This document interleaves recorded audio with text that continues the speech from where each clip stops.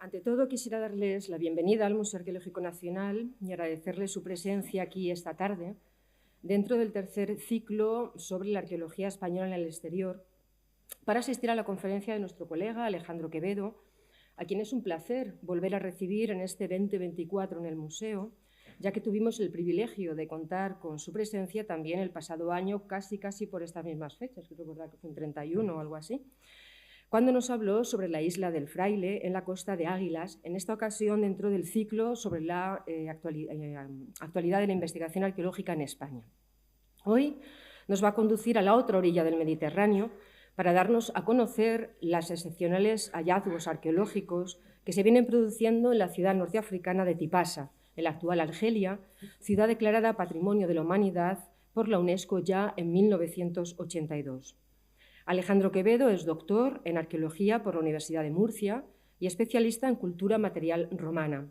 Profesor de Arqueología en la Universidad Complutense de Madrid, el de hoy, además, en nuestro museo, su último acto público como profesor de dicha universidad, puesto que a partir de este mismo jueves, se incorpora como investigador Ramón y Cajal al Consejo Superior de Investigaciones Científicas y, en concreto, a su Instituto de Historia con sede en Madrid, donde continuará, evidentemente, desarrollando su labor científica.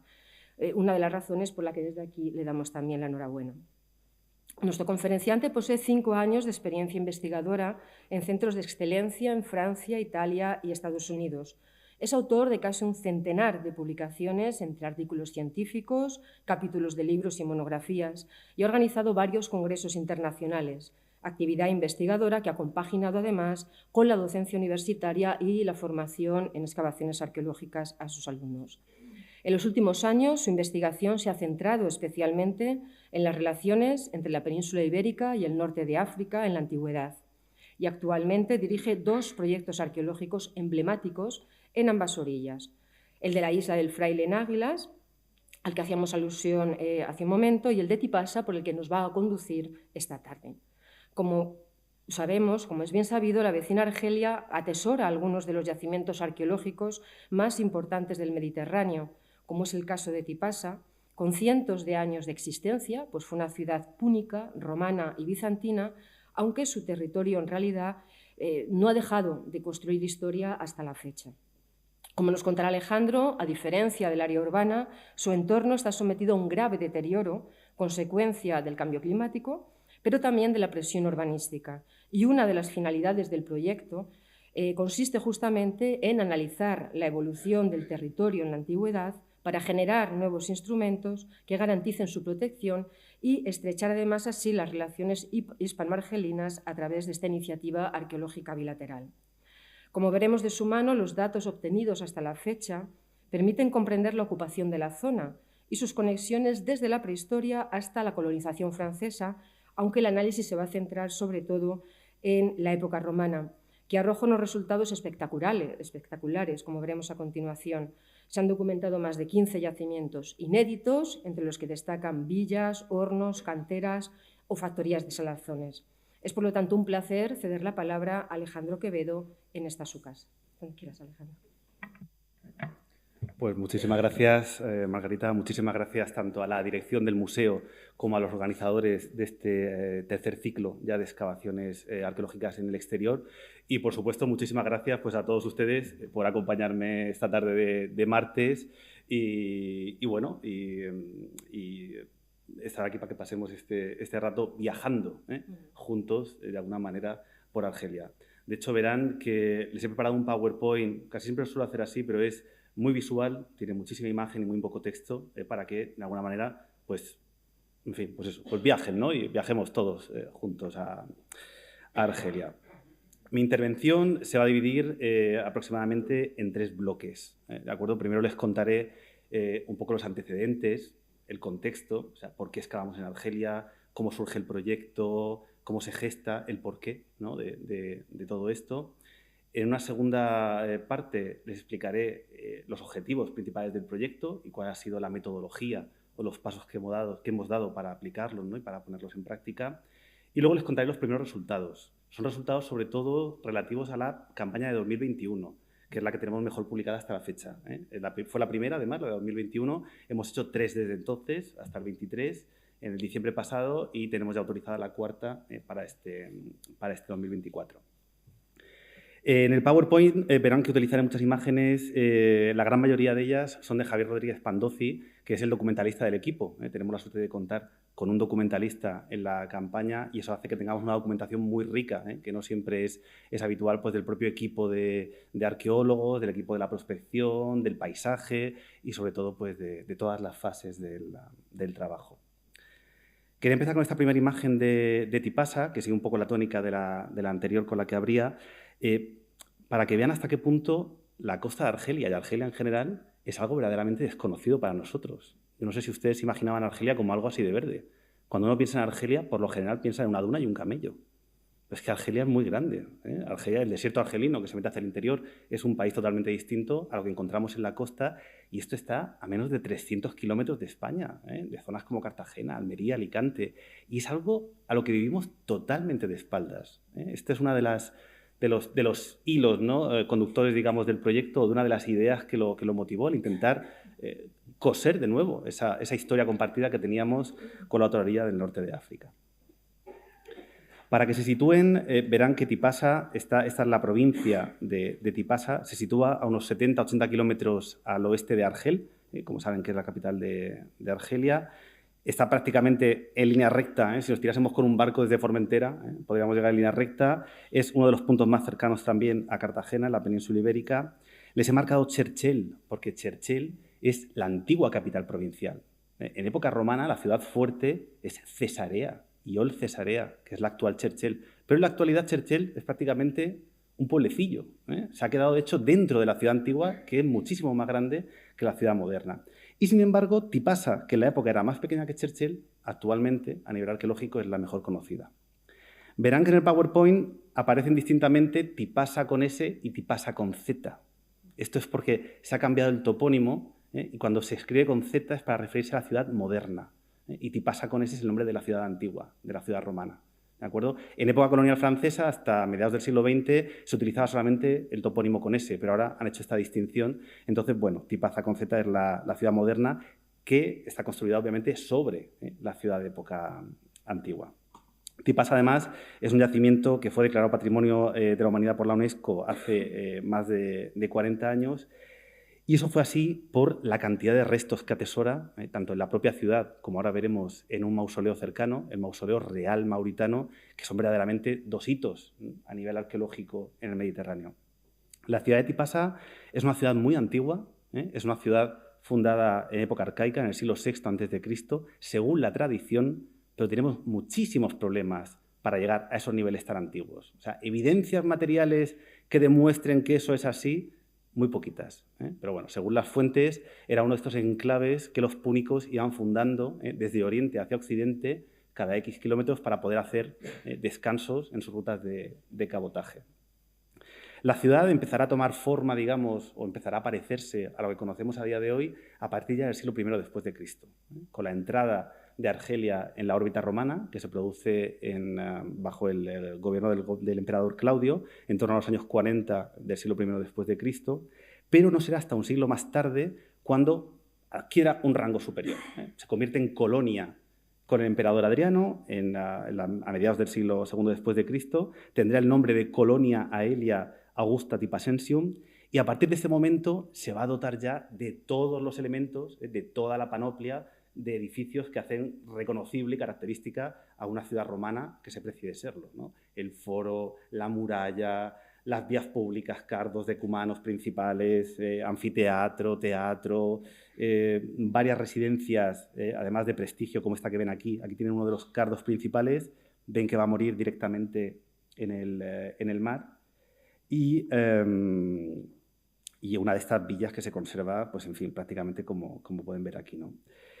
En el siglo IV-V tiene una segunda fase de esplendor, más mitigada que la anterior, pero también con edificios monumentales, sobre todo basílicas cristianas, algunas de ellas muy conocidas, ahora la veremos, como la Basílica de Santa Salsa. Salsa, a pesar de tener este nombre que a nosotros nos suena como colombiano, pero es un nombre latino y es el nombre de una santa local de allí de la ciudad.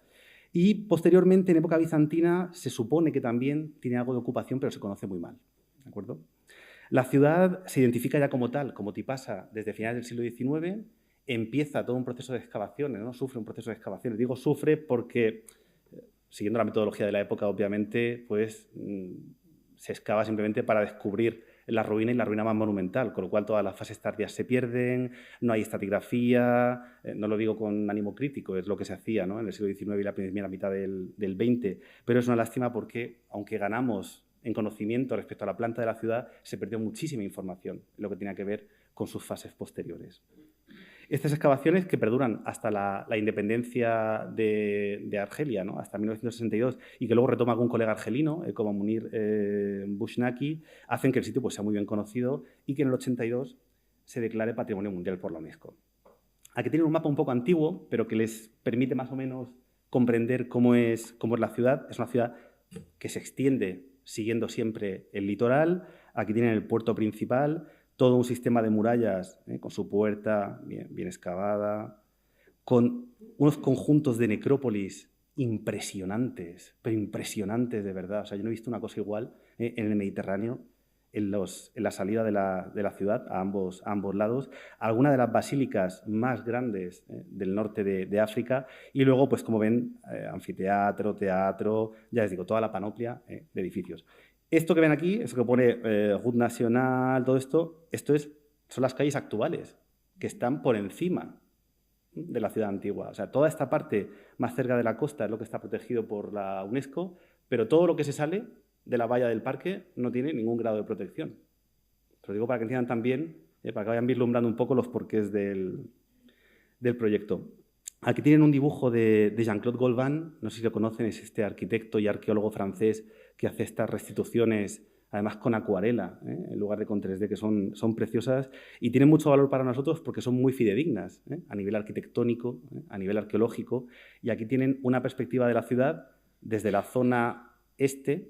Esto, en primer término, esto que ven aquí es la Basílica de Santa Salsa, con todos los sarcófagos. Esto es el Monte Chenois, que marca el límite entre la ciudad de Tipasa y la capital imperial, y Cherchell, Cesarea, que está justo detrás. Y para que se hagan una idea de hasta qué punto Golvan es fidedigno, esto es una foto del 19, para que vean, esto es la Basílica de Santa Salsa, para que vean cómo se acumulan todos esos sarcófagos tardíos de los siglos IV y V, pero esto sigue tal cual a día de hoy.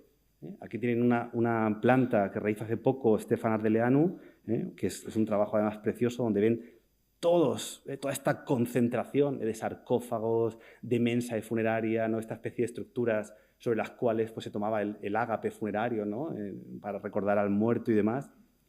Y como les digo, esto sigue siendo así a día de hoy.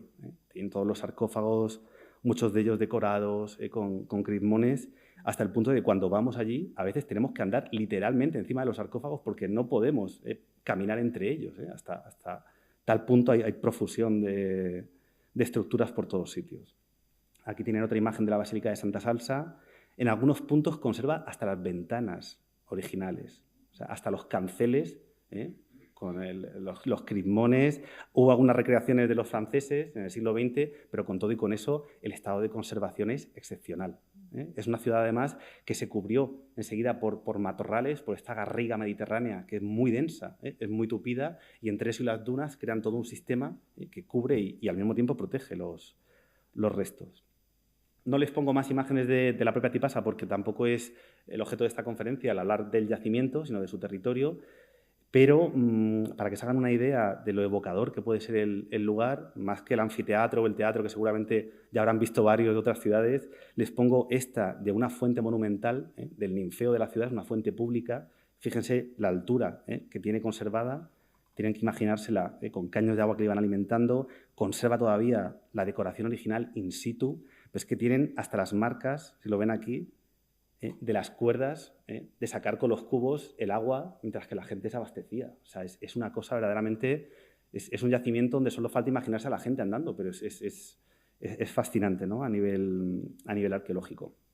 Además de Tipasa, a unos kilómetros de la ciudad está lo que se llama el Mausoleo Real de Mauritania. Es una tumba monumental de casi 100 metros de altura.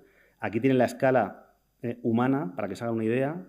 Cabor Rumía es el nombre en árabe. También es llamada la tumba de la cristiana, porque tiene estas falsas puertas, no sé si lo intuyen, donde se ve ahí como un motivo que parece una cruz. Entonces, en época medieval se interpreta como la tumba de una cristiana y de ahí le viene el nombre. Esto que ven aquí, esta rotura, es de un pachá otomano que no consigue encontrar el acceso a la tumba y directamente la bombardea con un barco desde la costa, a ver si pueden meterse dentro. Y es un monumento, como les digo, impresionante. Es un hito topográfico en el paisaje de primer orden, visto desde la costa, pero también visto desde el interior. Les pongo aquí una foto un poco antigua, ahora hay más construcciones en el entorno, pero es algo... O sea, en época antigua era más fácil llegar aquí desde Cartagena que de Cartagena a Albacete. Y esto es como que no existe. O sea, todo el mundo tiene en mente la biblioteca de Éfeso o cualquier cosa, ¿no?, de Oriente, y tenemos estructuras helenísticas de esta entidad, de esta calidad, justo enfrente, y es algo totalmente desconocido, por lo general, no digo que no lo conozcan, pero por lo general se conoce muy poco. Aquí tiene otra reconstrucción de Golbán con una escultura de coronaría, todo el conjunto. Se vincula probablemente a los reyes númidas, a Yuba II, a Cleopatra Selene, que era la única hija de Marco Antonio y Cleopatra, y todo eso, toda esa realidad histórica y también arqueológica, la tenemos cerquísima de aquí, al mismo tiempo es muy desconocida. ¿Por qué Argelia? O sea, si los investigadores muchas veces tenemos la ventaja y la suerte de poder investigar donde queramos, ¿por qué Argelia y no otro lugar? Con todo lo que hay en el planeta. Pues aquí hay dos razones principales, una de corte geográfico y otra de corte sentimental, si quieren. La geográfica es que cuando estudiamos el Imperio Romano y cuando nos interesamos dentro del Imperio Romano por el norte de África, hay siempre dos regiones, dos provincias o dos países actuales más privilegiados por la investigación. Uno es Túnez, la antigua provincia del África proconsular, que saben que es una zona que en época púnica pues fue un eje en el Mediterráneo, Cartago, ciudad que tuvo muchísima influencia sobre la península ibérica, que fundó otras ciudades como Carhadas, por ejemplo, Cartago Nova, Cartagena, en la península ibérica. Y Marruecos. Marruecos es una zona muy cercana a Hispania también, hasta el punto de que en época tardía se formará una unidad conjunta a nivel político, pertenecerá a la diócesis Hispaniarum, o sea, estamos muy cerquita, hay mucha relación entre ambas orillas, pero ¿qué pasa con el espacio de en medio? Que también es muy cercano. Pues la segunda razón para investigarlo es precisamente que yo soy de Cartagena. Entonces siempre he pensado, ¿y qué pasa con la orilla de enfrente? ¿No? A veces hay cuestiones tan tontas como estas, que son casi pues, bueno, emocionales o, en fin, de puro lugar que te ha tocado nacer y dices, pues mira, ¿qué pasará con este espacio? O sea, ¿por qué tanto centrarnos en los otros dos y no ver qué pasa, ¿no?, en esa zona del Magreb central? Sabemos, además, por las fuentes, que ya había una relación estrecha entre ambas orillas. O sea, el propio Plinio nos dice que la colonia de Cartago la Nueva, Cartago Nova, desde cuyo promontorio, que se llama de Saturno, eso es el Cabo de Palos, que ya saben que es este accidente aquí, es la penetración del sistema bético en el mar, y es ese punto que marca el ángulo entre la Bética ya y el Levante. La distancia entre esta zona y Cesarea y Cherchell era de 197.000 pasos. Esos son 2 días de navegación en buenas condiciones o 3. Pero que Plinio nos dé los pasos ya indica que esa ruta es conocida. O sea, que hay una relación. La había entre otros puntos de ambas orillas, también de la zona del mar de Alborán, por ejemplo, entre Málaga y Siga. Había entre varios puntos. Pero, en concreto, esta región tiene un vínculo muy fuerte. Les pongo esta lámina porque me gusta mucho. Es una acuarela del Archivo de Simancas del siglo XVII, porque creo que da muy bien una idea de cómo tenía que entenderse en la antigüedad precisamente la circulación entre esos espacios. Toda esta idea de Fernán Brodel, del Mediterráneo como un lago común, casi como un río más que como un lago, ¿no?, con las dos orillas, pues aquí tienen Cartagena, Alicante, Denia y Tarragona. Es interesante la opción, además, por ejemplo, Valencia, que no aparezca, y debajo Orán, Mostaganem, Zarchel, o sea, Cherchell y Argel. Y en medio, Ibiza, Formentera y Mallorca.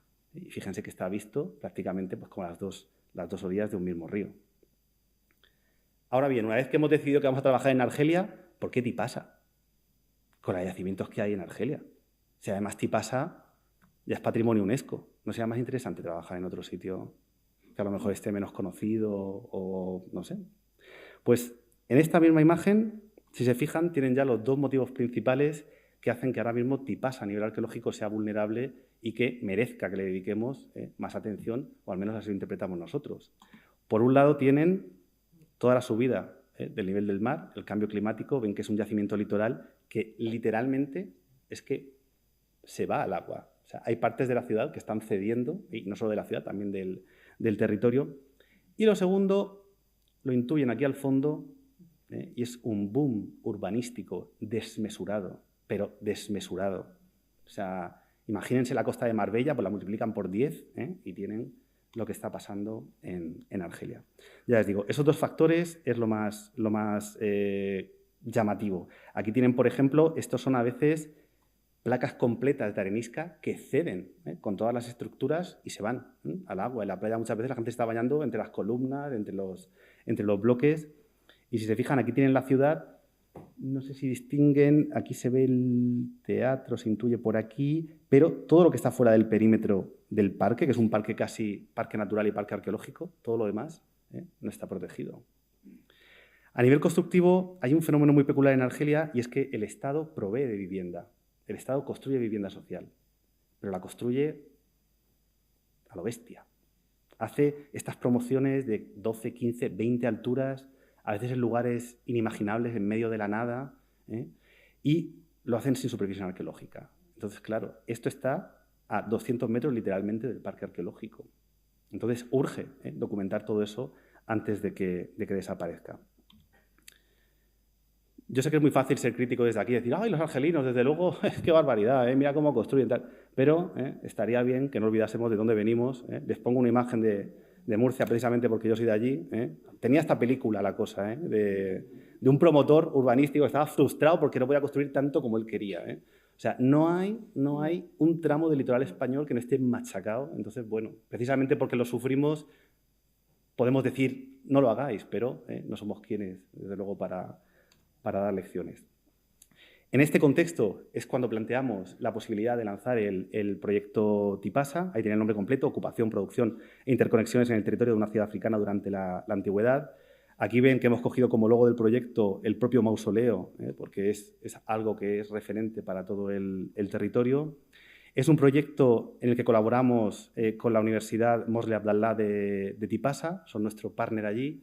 Y, como ven, somos un equipo amplísimo. Yo aquí intervengo como responsable, pero casi más como portavoz, porque obviamente el trabajo que les presento no podría hacerse ni salir adelante pues sin toda la gente, ¿no? que participa en él. Es un proyecto, además, que empezó en la Universidad de Murcia, luego se movió a la Complutense, ahora se va a mover al CSIC, porque los investigadores a veces pues, cambiamos de destino y con ello pues, también se mueven nuestros proyectos, pero que siempre ha estado financiado por la Fundación Palarc. Y también lo estuvo durante su primer año por el Ministerio de Cultura dentro de la campaña que ofrecen de financiación para excavaciones en el exterior. Y esto es algo que no me cansaré de agradecer públicamente porque a veces son financiaciones muy modestas. Por ejemplo, la Fundación Palarc no nos da más de 5.000 euros al año, pero es lo justo para echar la bola de nieve a rodar y permitirnos ya empezar a avanzar y que de alguna manera también reafirmen su compromiso y nos lo mantengan ya por cuarto año consecutivo, pues es algo verdaderamente más que de agradecer.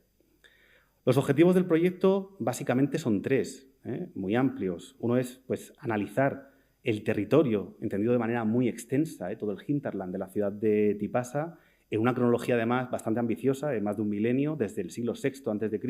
hasta la fase bizantina, hasta el VI-VII después, sobre todo, porque es inédito para la investigación, pero como son otras zonas en Argelia, pero sobre todo por estar sometido a esa presión tan fuerte, tanto a nivel de erosión marítima como constructiva.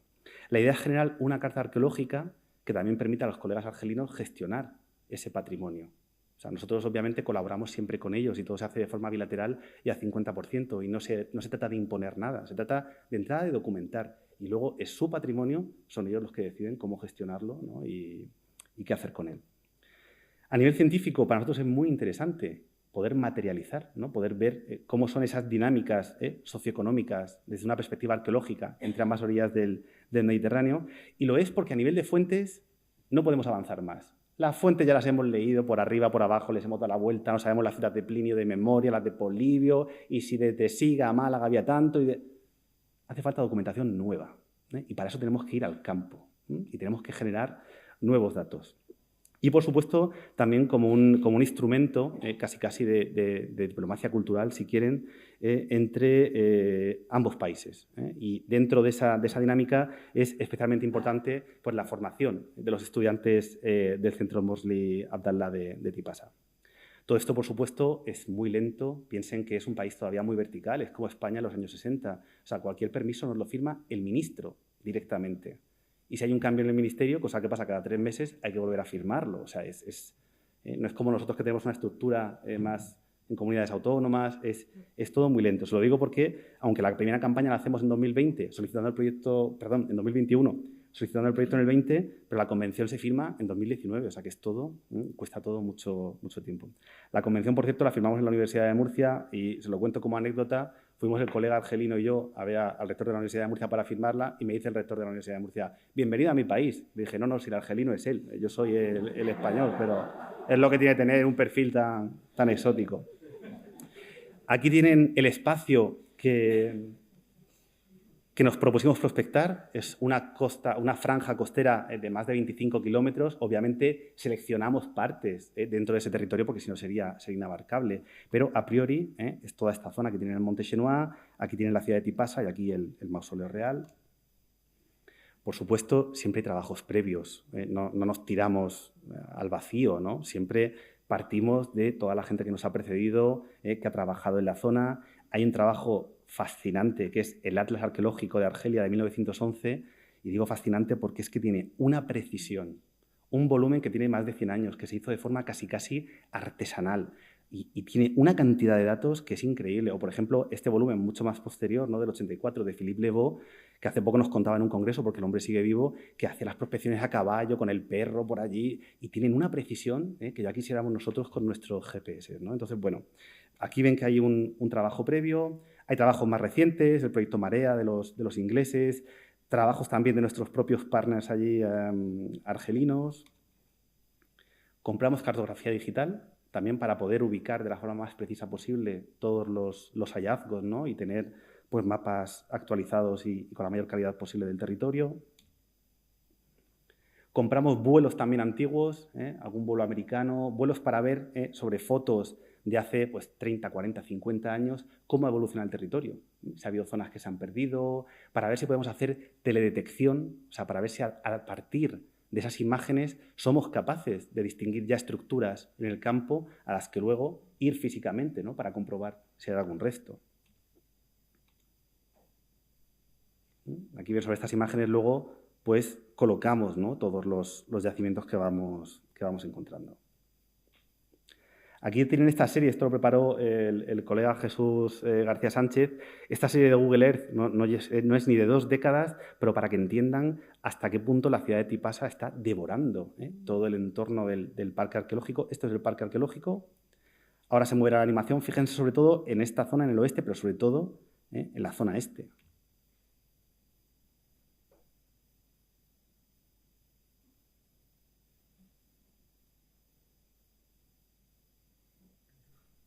Y además son alturas en muchos casos de 20 pisos. Esto de aquí, esta zona de aquí, yo me acuerdo la primera vez que fui a Tipasa en 2014, no existía. O sea, todo esto no estaba. De repente han surgido como champiñones. Porque es no ya importante, sino urgente documentar todo lo que hay. Porque está desapareciendo y en ocasiones es verdaderamente notable a nivel arqueológico. Aquí les enseño, por ejemplo, en esta rotonda, no sabemos si fue una genialidad del arquitecto o que la rotonda caía ahí o que decidió hacerla porque era un hombre muy sensible, pero la rotonda está llena de sarcófagos, de una prensa de aceite. O sea, hay un yacimiento en la rotonda, pero no sabemos si es que lo han dejado porque la rotonda iba ahí o porque verdaderamente dijeron, bueno, es tan evidente que no nos lo podemos cargar, ¿no? Pero si se fijan, esto de aquí, este edificio es la Facultad de Humanidades, donde está Arqueología, y esto de aquí en medio, un día, yendo a la facultad, vemos unos escombros y vemos un hueco arriba y decimos, ¿y este hueco? O sea, cisternas de Opus Caementicium, de una villa romana, cortadas directamente para hacer la carretera hacía un año. O sea, restos de una entidad tremenda, ¿no?, y sin documentar. Entonces, nuestro objetivo, sobre todo, es poder concentrar todo esto en una carta arqueológica, darle una cronología, localizarlo y ya luego pues, las autoridades competentes que lo gestionen como consideren. Decidimos, dentro de esa franja que han visto, trabajar en unas zonas muy concretas, nos dividimos por equipos y recopilamos de forma metodológica todo lo que encontramos en campo. Cuando me refiero a todo lo que encontramos, hablo sobre todo de cerámica, que es el material que nos permite extraer mayor información sobre esos yacimientos. Luego veremos un poquito más de detalle. Aquí tienen 3 zonas en concreto que delimitamos, una cerca del mausoleo real y otra cerca del yacimiento en la costa. Y nos enfrentábamos a unos suelos, además, y a una variedad de terrenos tremenda. O sea, lo mismo había campos de tomates que viñedos no para hacer vino, que también hacen en Argelia, pero sobre todo para hacer mosto y para hacer pasas. Estas zonas de garriga, donde teníamos que rectar prácticamente, o sea, dentro de los matorrales, para intentar localizar los yacimientos. Luego zonas totalmente pedregosas de arenisca en el propio litoral, que eran canteras. O sea, una variedad tremenda. Luego, además, teníamos otros condicionantes que también matizaban, ¿no? A veces, ralentizaban un poco la prospección. Y, por ejemplo, es la insistencia de los colegas en que estuvieran los gendarmes con nosotros, ahí con los Kalashnikov, para estar prospectando. Cada vez que íbamos a un campo y los pastores nos veían llegar con unos tíos con escopetas, se quedaban todos mirando para el suelo. O sea, al principio no entendían ni lo que hacíamos. Pero hay que decir que al final de la campaña distinguían las ánforas mejor que nosotros. Ya los veis que van aquí mirando para el suelo. O sea, que empezaron como muy... En fin, no estaban muy entusiasmados, pero acabaron siendo, vamos, más arqueólogos que ninguno. Como digo, la parte de formación de los alumnos argelinos es una de las prioridades también para los propios colegas argelinos, que nos lo demandaban, que si hacíamos un proyecto tuviera esta faceta, ¿no?, de formación para ellos. Y de hecho, siempre que vamos a algún museo y demás, siempre que podemos, pues les explicamos cómo trabajamos, nuestra metodología. Yo, por ejemplo, que soy especialista en cultura material, pues cómo identificar los distintos tipos de producciones. Aquí tenéis al colega Jesús García Sánchez también explicándoles toda la cuestión metodológica de la prospección y demás. Esta doble formación, tanto práctica en campo como teórica en laboratorio, es muy importante, porque luego hacemos ambas cosas, ¿no? Muchas veces hacemos un trabajo previo de laboratorio y luego vamos a contrastarlo a campo. Por ejemplo, con esas imágenes que hemos visto, que hemos comprado, intentamos ver si hay manchas, si hay zonas del terreno especialmente interesantes o susceptibles de tener restos, y luego vamos a ver si lo comprobamos. En este caso, por ejemplo, pues tuvimos suerte y se trataba de un yacimiento. En otros hay imágenes aparentemente muy prometedoras y, sin embargo, cuando vamos no hay absolutamente nada, alguna piedra rodada o zonas, como este campo de tomates, pues totalmente impracticables, donde no somos capaces de distinguir casi nada. Para pasar ya a los resultados, aquí tienen, bueno, un poco una síntesis de las hectáreas que se prospectaron. Son bastantes, teniendo en cuenta que la primera campaña fueron prácticamente 10 días. Recorrimos una parte considerable del litoral. Y encontramos 15 nuevos yacimientos, esto en 2021, y 60 zonas que hemos calificado lo que llamamos off-site. Off-site es cuando tenemos una concentración de material significativa, pero que no está vinculada a estructuras o que no nos permite identificarlo como un yacimiento como tal. Entonces, no sabemos muy bien qué es lo que es, habría que hacer un sondeo, habría que excavar, pero se le da un punto, se recoge el material, y a la hora de recoger el material hemos recuperado todo lo que hemos encontrado. O sea, aunque el proyecto se centra en época romana, en esa horquilla tan amplia desde época púnica hasta época bizantina, no sabemos si alguien que nos preceda luego pues, va a hacer un trabajo sobre la fase prehistórica o sobre la fase otomana o sobre la ocupación francesa. Entonces, como no nos cuesta nada y no sabemos cuándo vamos a tener la oportunidad de volver a hacerlo, recogemos absolutamente todo lo que encontramos desde lascas líticas hasta pues, vajilla otomana o platos de estos de Marsella del siglo XIX. Aquí tienen algunos ejemplos donde tienen, pues eso, desde piezas de época republicana, tardía y cosas ya con las que poco a poco nos vamos familiarizando, de época otomana, cerámicas bereberes, actuales y demás. A nivel de cultura material, en esta primera campaña recogimos más de 600 fragmentos diagnósticos. Diagnósticos, con esto quiero decir que nos aportan información, que son bordes, que son partes decoradas, que son piezas que por su composición, la arcilla, nos permite saber de dónde viene o darle una cronología. O sea, son fragmentos que nos dan información, porque no recogemos todo, somos selectivos, ¿no? Entonces, a esto me refiero con diagnósticos. Hemos tenido muchos casos que plantear nuevas tipologías. Pero claro, cuando uno excava en una zona, o trabaja, no excavamos, prospectamos en una zona donde muy poca gente ha trabajado antes, no hay referencias. O sea, tenemos que crear nosotros nuestras propias clasificaciones de cerámica con las que empezar a movernos. Obviamente eso se irá corrigiendo con el tiempo, ¿no? Pero es también un reto a nivel de investigación. Y una cosa muy interesante es que en casi todos los yacimientos que hemos localizado, sobre todo cuando había estructuras, hemos podido dar unas dataciones muy ajustadas. Y esto se debe a una forma muy peculiar que tienen de construir en esta zona del norte de África. Hacen unos pavimentos con restos de cerámica machacada, lo que se llama un opus signinum. Eso también es muy abundante en otros puntos de la península ibérica, por ejemplo, o de Italia. Pero la peculiaridad en la zona de Tipasa es que esa cerámica que machacan, que reutilizan, ¿no?, que reciclan para hacer esas capas de mortero, en muchos casos utilizan piezas con borde que nos permiten identificarlas y nos permiten fecharlas. Entonces, si tenemos la fecha de la pieza, podemos fechar la construcción del edificio. Es lo que llamamos en arqueología un terminus postquem. O sea, no sabemos con precisión cuándo se hizo, pero sabemos el momento a partir del cual se hizo. Les pongo un ejemplo contemporáneo. O sea, imagínense que tenemos un pecio actual de la Segunda Guerra Mundial, pero que no tenemos nada de información del conflicto. No tenemos ni fragmentos de radio, ni grabaciones de televisión, ni hojas de periódico, nada. Y tenemos que fechar el momento del hundimiento de esto. Si somos capaces de fechar la cultura material que está a bordo, o sea, si sabemos que esta Coca-Cola, porque tenemos un anuncio donde aparece el mismo tipo, es del 42, el hundimiento tiene que ser como mínimo posterior al 42. A lo mejor se produjo en 1945, pero tenemos ya un terminus postquem. Pues esa es la forma en la que trabajamos con la cerámica en arqueología. Este suelo tiene cerámicas del siglo II después de Cristo. A lo mejor se hizo a finales del siglo II o a principios del siglo III, ¿no?, con material más antiguo, pero mínimo tiene que ser del momento a partir de la fecha de esas piezas, ¿no? Con estas dataciones somos capaces de dar una cronología muy ajustada a cada uno de estos yacimientos, en horquillas, en ocasiones incluso de 50 años, que nos permiten ver su evolución. Si tenemos un sitio solo, a priori no es muy interesante. Cuando tenemos varios, ya empieza a cambiar la cosa.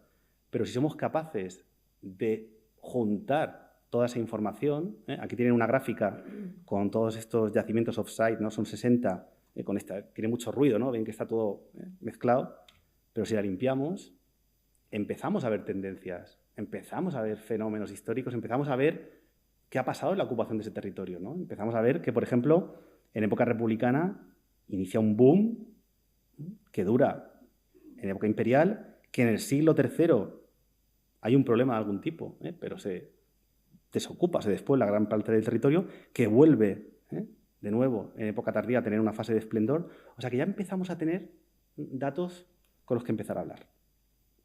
Aquí tienen algunas imágenes generales de los distintos yacimientos, todas las zonas. O sea, nosotros vamos prospectando por polígonos.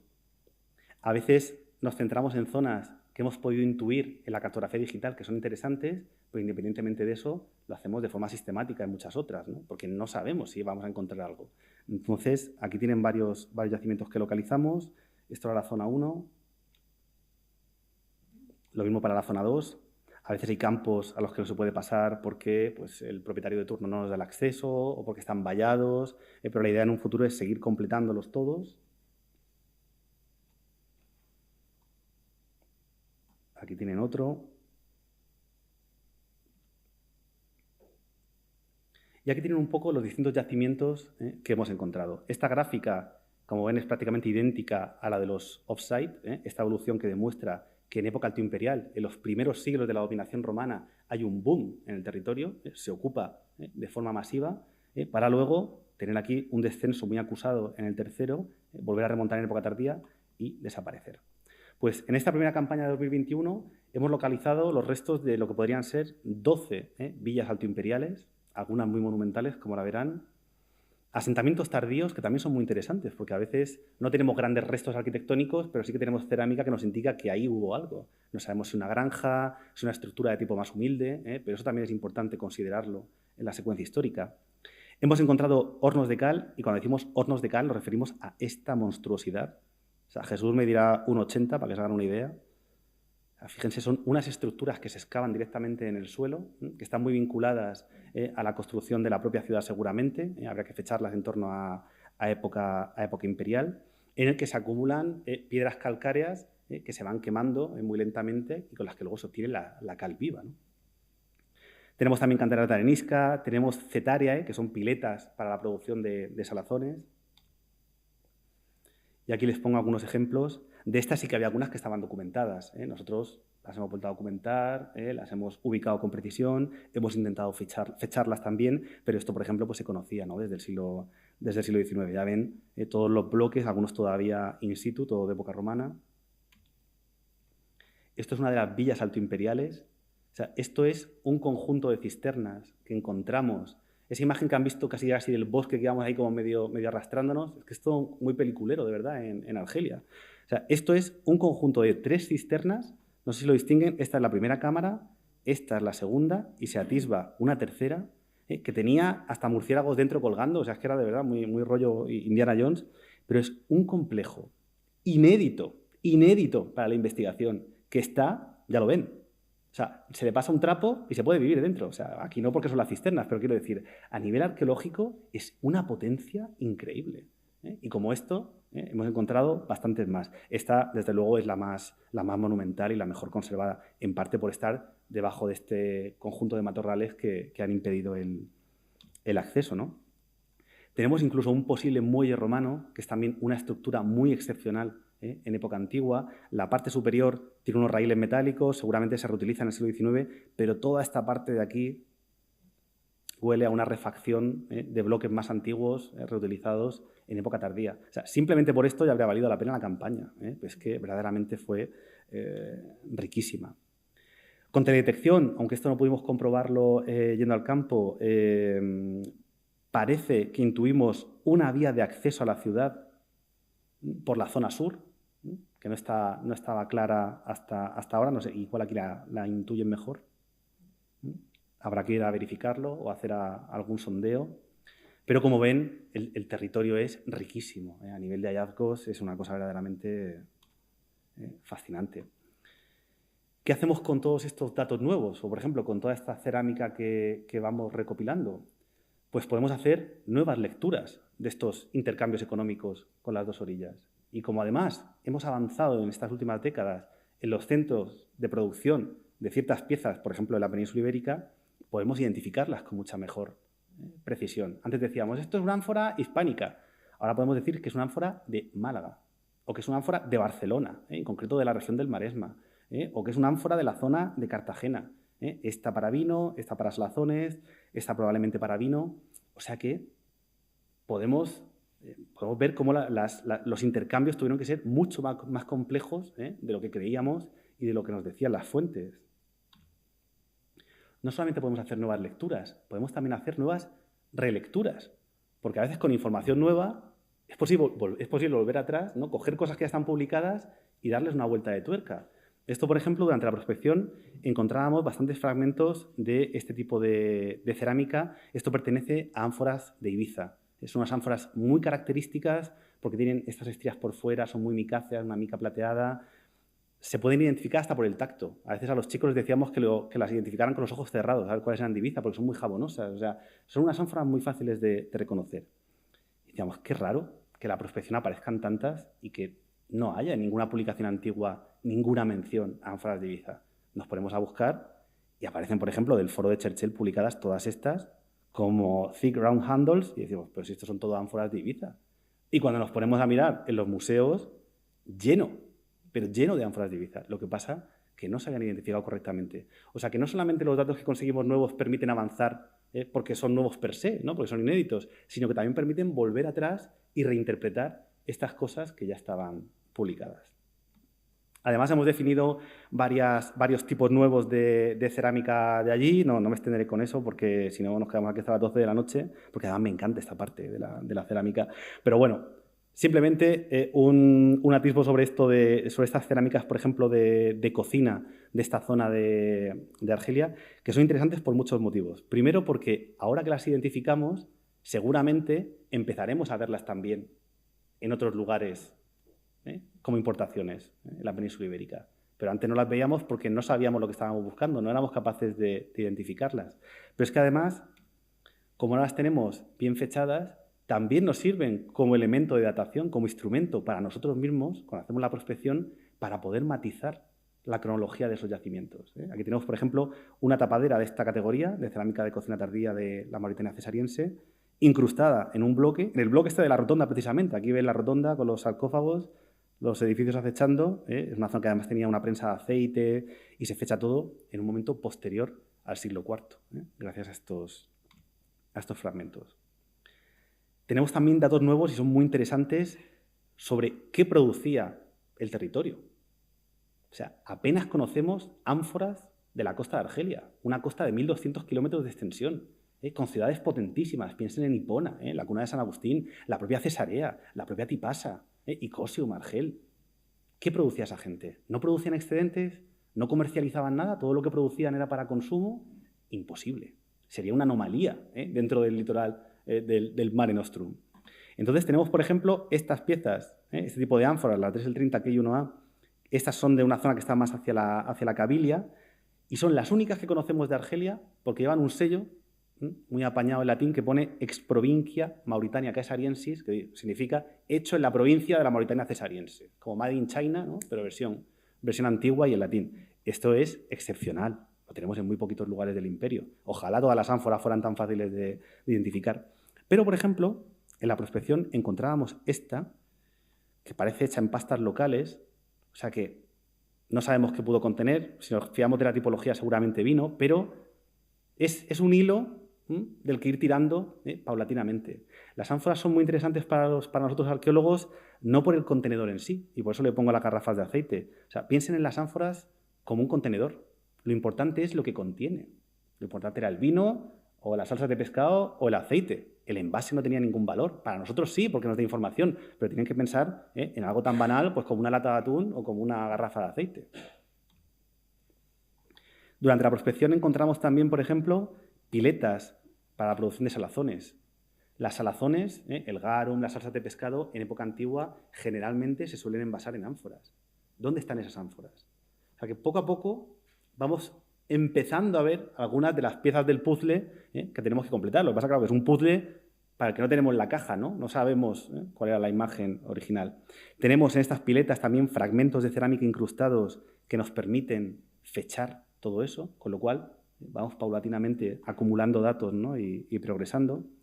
Hemos revisado también las colecciones del Museo Arqueológico de Tipasa y encontramos otras piezas, aquí ven este sello que es fantástico, Ex Provincia Mauritania Caesariensis, de nuevo, otras piezas que no conocíamos, que están producidas en la zona, que contenían esas piezas. Pues todo eso tenemos que ir viéndolo a lo largo de los próximos años. E incluso cuestiones ya más de arquitectura, todo esto lo estudia uno de los colegas que participan en el proyecto, Gonzalo Castillo, que es de la Universidad de Córdoba. Este tipo de pintura mural, o sea, pintura para decorar espacios, sobre todo domésticos, viviendas, que se hace con una técnica muy peculiar, se decora mediante incisiones. Lo que ven no es la capa preparatoria para añadir una última capa, es la decoración final en sí. Esto hasta ahora solamente lo teníamos documentado en la zona de Cartagena y resulta que también lo tenemos en Tipasa. O sea que de repente no es ya solamente un intercambio comercial entre dos orillas, es una forma compartida de decorar espacios, gustos comunes, lo cual nos habla de que hay una esfera de contacto que excede de lo económico. Seguramente va a lo social, a lo cultural y que es mucho más compleja. Aquí ven, por ejemplo, dónde se han localizado pinturas de ese tipo y ven cómo poco a poco pues, vamos completando todo este espacio. Uno de los pilares del proyecto, por supuesto, como de cualquier proyecto, es la investigación y la difusión, la divulgación de todos esos resultados. Hasta ahora todo lo que hemos publicado está en acceso abierto. Aquí tienen este trabajo, que es quizá el más reciente, que recoge todo lo que hemos hecho en el territorio. Y nos hemos centrado especialmente en la parte divulgativa. O sea, no solamente porque es un proyecto financiado con dinero público y nos debemos a quien nos financia y hay que darlo a conocer, pero porque creemos también que es la mejor herramienta para acercar, ¿no? desde un punto de vista más cultural a la gente, a este país que es nuestro vecino del sur y que es tan desconocido. O sea, la capital diplomática más cercana a España no es Rabat, es Argel. Es que parece que no existe Argelia. Es una cosa sorprendente, ¿no? Entonces, a nivel de divulgación, bueno, pues lo tienen todo en abierto, tienen artículos en National Geographic, tienen este pequeño, nosotros muy ambiciosamente lo llamamos corto documental, pero es un vídeo, que está en YouTube, donde intervienen todos los participantes del proyecto y que explican un poco también con imágenes, que siempre es más agradable lo que intentamos hacer. Tienen un podcast también que está en Spotify. En fin, si se quieren documentar, tienen varias vías para hacerlo.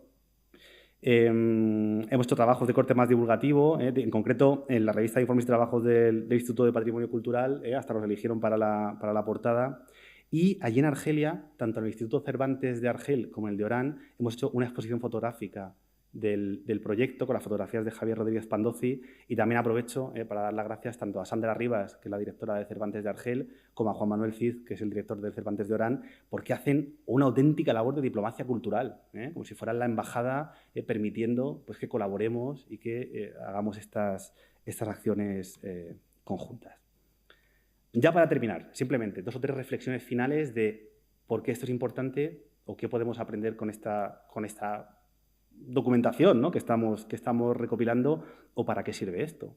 Pues desde luego sirve para comprender mejor la relación entre ambas orillas en época antigua, para comprender también cuál era el papel económico de la Mauritania cesariense, ¿no? de esa provincia del Imperio Romano.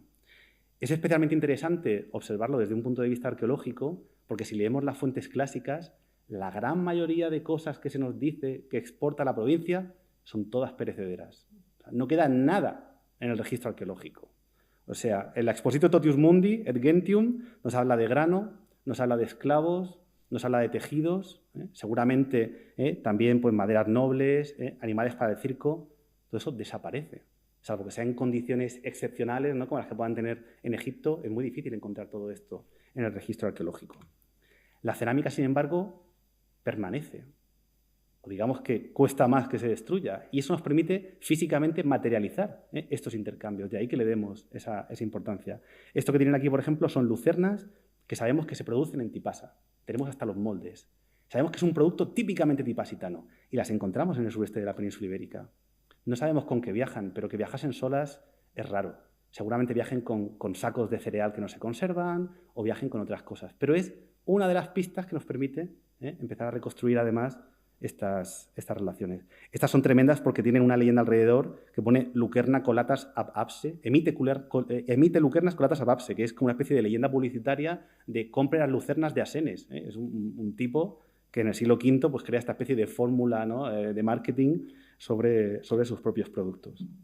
También nos permiten comprender mejor esas rutas comerciales, ¿no? Si encontramos los mismos productos en ambas orillas, nos pasa en la isla del Fraile, pues a lo mejor cosas que intentábamos explicar que venían a través de las Baleares, a lo mejor vienen por el norte de África directamente. O sea que hay, como ven, son muchas las cuestiones, ¿no? sobre las que se puede discutir. La más interesante seguramente, y con esto ya termino, es cómo podemos pasar de una escala de análisis microrregional a algo mucho más considerable. Fíjense que hemos pasado primero de tener una cerámica con una fecha. Cuando tenemos varias ya fechamos un yacimiento. Cuando fechamos varios yacimientos ya tenemos una tendencia. Ahora tenemos un territorio. ¿Qué pasa si comparamos, por ejemplo, ese territorio con el territorio de enfrente? Aquí tienen la evolución del territorio de Tipasa. No he conseguido ponerles una idéntica del territorio de Cartagonova, pero créanme, es idéntica. O sea, tienen, por ejemplo, esta subida que se produce en época alto imperial, la podemos ver, por ejemplo, en el hábito epigráfico. Este descenso tremendo de actividad que hay en época tardía, en el siglo III, lo pueden ver en el número de pecios. A menor actividad comercial, menos pecios también que hay en la zona de Cartagena. O sea, las dos orillas evolucionan de forma prácticamente idéntica, con la diferencia de que Cartagena es tomada por Escipión en el 209 a.C.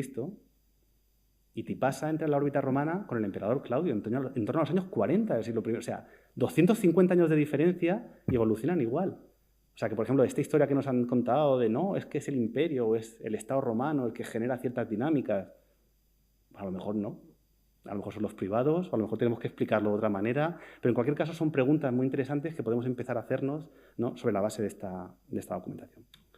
Como ven, hay muchísimas cuestiones que hacerse, muchísimas preguntas que plantearse, y por eso hemos solicitado un proyecto que hemos tenido la suerte de que nos concedan, un proyecto pues, más ambicioso también en cuanto a objetivos, más ambicioso geográficamente, que abarca, aunque no aparece aquí, desde Siga hasta prácticamente pues, la zona de la Cabilia, donde estudiaremos casos de estudios de ambas orillas, 6 en el lado africano y 6 en el lado español. Y espero pues, a partir del año que viene poder traerles ya alguna cosa nueva al respecto. Y por mi parte nada más, espero que no haya sido muy denso y si tienen ahora alguna duda y se la puedo resolver, pues estaré encantado de hacerlo. Muchas gracias.